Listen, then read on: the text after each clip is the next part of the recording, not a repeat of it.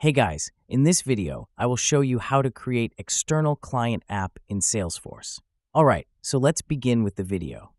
First things first, make sure you're logged into your Salesforce dashboard. This is your main launchpad for accessing a variety of tools and settings within Salesforce. Once you're logged in, direct your attention to the gear icon located at the top right corner of your screen. Clicking on this will reveal a drop-down menu.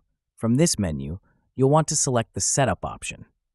Upon entering the Setup interface, locate the Quick Find search box. Just type in what you need, and you're immediately taken to the relevant tools. Type in App Manager and select it from the drop-down list that appears. The App Manager is your central hub for managing and developing all of your Salesforce applications. Within the App Manager, look for the option that says New External Client App and click on it. It's here that the creation of your new connected app officially begins. Moving forward, you'll need to input some basic information about your app. Start by giving your application a name. You'll notice that the API name field auto-populates based on the application name you assign. Next, make sure to provide a valid contact email address. This isn't just a formality, it's important because Salesforce will use this email to communicate with your team if there are any issues or updates regarding the app's usage.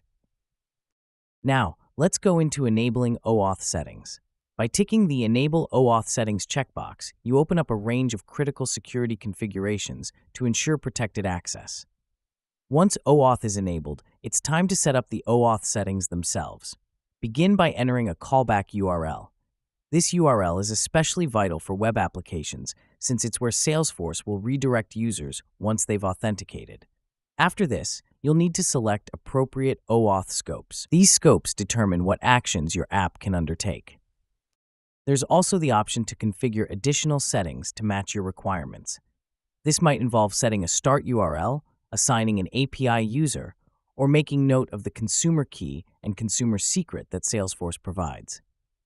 And that's it. So that is how you can create external client app in Salesforce. So that's all for this video. Thanks.